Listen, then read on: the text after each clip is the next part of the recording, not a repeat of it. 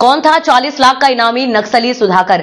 बीजापुर में हुई मुठभेड़ में मारा गया। नारायणपुर बीजापुर जिले की सीमा पर स्थित इंद्रावती राष्ट्रीय उद्यान क्षेत्र में गुरुवार सुबह सुरक्षा बलों ने मुठभेड़ में 67 वर्षीय माओवादी नरसिम्हा चालम उर्फ गौतम उर्फ सुधाकर को मार गिराया है। भाकपा माओवादी के केंद्रीय समिति सदस्य सीसीएम सुधाकर पर छत्तीसगढ़ में 40 लाख रुपए का इनाम था। वह आंध्र प्रदेश, तेलंगाना और महाराष्ट्र में भी वंचित था। पुलिस के अनुसार उसके विरुद्ध 3 राज्यों में भी इनाम घोषित है, जिसका ब्यौरा एकत्र किया जा रहा है। मुठभेड़ स्थल से AK-47 राइफल और विस्फोटक सामग्री भी बरामद हुई है। युवाओं को राष्ट्र विरोधी विचारधारा की ओर गुमराह कर रहा था। पुलिस के अनुसार सुधाकर माओवादी संगठन की सेंट्रल रीजनल ब्यूरो के क्रांतिकारी राजनीतिक स्कूल रिपोल का प्रभारी था। वह युवाओं को राष्ट्र विरोधी विचारधारा की ओर गुमराह कर हिंसा के लिए उकसाने में सक्रिय था। सुधाकर के मारे जाने से माओवादी नेतृत्व को बड़ा झटका लगा है।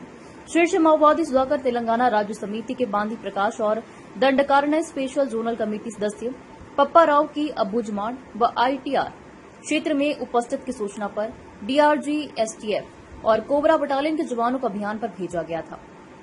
दोनों ओर से हुई भीषण गोलीबारी में कुछ और माओवादी के मारे जाने की सूचना है, जिनकी तलाश की जा रही है।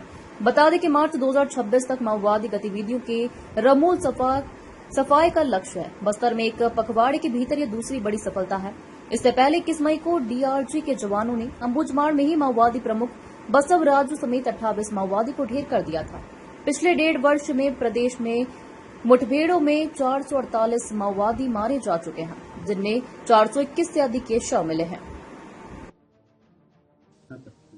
दिनांक 21 मई 2025 को अबूझमाड़ जंगल अंतर्गत CPM माओवादी संगठन की सरगना सेंट्रल कमेटी पोलिट ब्यूरो मेंबर एवं CPM माओवादी संगठन के जनरल सेक्रेटरी बसवराजू का डेड बॉडी के रिकवरी के पश्चात आज दिनांक 6 जून को सुरक्षा बल को माओवादी विरोधी अभियान में काफी एक बड़ी उपलब्धि प्राप्त हुआ। आज दिनांक 6 जून को जिला बीजापुर के नेशनल पार्क इलाका में CPM माओवादी संगठन की सीनियर माओवादी कैडर्स तथा PLG कैडर्स की उपस्थिति की आज सूचना के आधार पर STF, DRG, कोबरा का संयुक्त बल अभियान के लिए रवाना किए गए थे। अभियान के दौरान आज दिनांक को प्रातः 7-8 बजे से अनेक बार माओवादी एवं सुरक्षा बल के बीच में मुठभेड़ हुई। मुठभेड़ के उपरांत इलाका के सर्चिंग में एक माओवादियों के डेड बॉडी तथा AK-47 वेपन और काफी बड़ी संख्या में एक्सप्लोजिव मटेरियल्स और अन्य आर्म्स अम्युनिशन भी बरामद हुई। मुठभेड़ में मारा गया माओवादियों की शिनाख्ती प्राथमिक तौर पर अभी सेंट्रल कमेटी मेंबर सुधाकर उर्फ गौतम के रूप में अभी उसका आइडेंटिफिकेशन हुआ।